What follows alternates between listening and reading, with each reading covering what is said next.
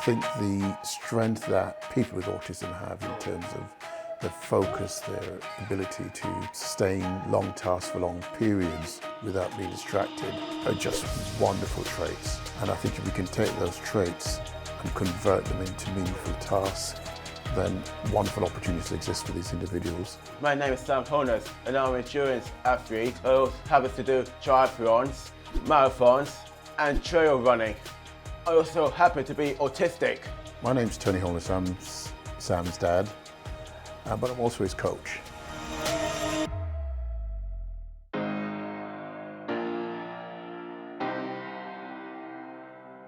Sam's an endurance athlete, first of all, but he's autistic. I think everything he's done in his life has gone beyond all of expectations. From an athlete's perspective, he's done probably 10 triathlons, duathlons, he's done marathons and half marathons, and the expectations have exceeded everything we could have ever actually dreamt of. Sam's our only child, and we discovered that he was autistic when he was around 4 years old. The reason we found it was autistic is because his speech was delayed. He didn't speak until he was 6 years old. We've not had another child to bring up to compare him against, and therefore there wasn't any shock. It was just, we loved him, so it didn't matter, we just had to do the best. The real advantage with Sam that he was swimming before we discovered he was autistic. We looked at a lot of areas where he could have probably found some sort of career or work, but somewhere along the line it became quite evident that sport was one of the things that he actually enjoyed and could potentially be very good at. We want to make him a champion, and the best champion we can. I like to be a triathlete because I like to travel around the world and it makes me feel healthy. Being a triathlete helps me reduce my anxiety. But when the race gets tough, I sing songs like The Eye of a Tiger, a Rocky movie, and I tell all my guys to keep moving and get myself motivated. The whole reason for Sam doing sport was to get healthy, to start interacting with people, to start getting confidence in himself, some sort of self-esteem. He's had life challenges in crowds and noise, social interactions with people.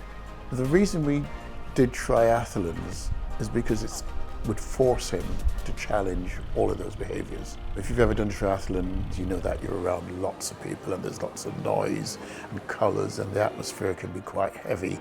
And it's right in the middle of a race as well, where the anxiety levels of everyone is high. And we just sort of threw him in the deep end to see if he'd swim or not. You know, it's a flight or fight type methodology that we took. And I remember the first time he went in the water, he was reluctant. The gun had gone off and he sort of stood around and looked at the water, put his toes in it, looked around, did the last thing, took a breath and then jumped in. And once he jumped in, he was off. I am dedicated to become the best triathlete that I can, and I'm working hard every day. Training keeps me motivated. I like getting up every day and going for a long run or swim. I train 20 to 24 hours per week, either 2 or 3 exercises a day, either on a turbo trainer, in the rower, or on treadmill. I think every coach would want to have an athlete like Sam. You set him a set of routines, he does it to the best of his ability, so he's easy to coach and train. The primary challenge that we're going through now is to get him to convert that aerobic capacity, that engine, into speed, and to manage that speed. So it's about pacing. I think every athlete I've ever spoken to tell you pacing is not the easiest thing in the world. A lot of training talks about running by feel, and Sam's not good at running by feel because it's an emotion. So what I tend to do is to use very scientific, very hard numbers. So when he cycles by power. He swims as hard as he can, and when it comes to running, he runs by pace. Like all coach relationships, there's always a bit of friction, but there's also a friction in father-son relationships as well. They call us Timon and Pumbaa. There are no limits to this, and wherever he can go, we're going to take him there as long as he wants to do it. This is what we do, this is our life now, and it's to get Sam to be the best he can at what he does. The benefit of doing that is that when we travel around the world, is that anywhere there's an autistic school, anywhere there's a government official who wants to hear about autism and sport, we go in there and share that message.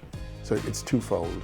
There's one about his athletic abilities, and second is raising awareness of autism globally.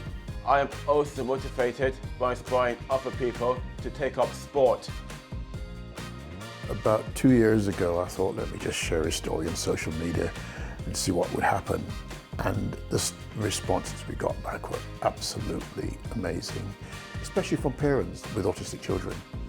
And the main message I got from them is that Sam has given them hope. They could start seeing a future for their children. I don't think I wake up one morning and then there's a DM from somebody saying that Sam has inspired them to get up and run or to walk, or they're giving their children more patience. And that's probably the biggest learning. So I wake up every morning in a positive frame of mind because the message is so enduring and so positive. To young people on the spectrum, for example, the first thing we've learned is that everyone's different, everybody learns differently on the spectrum. And the message is always, well, yes, you can. It's important that you try, that you take that first step.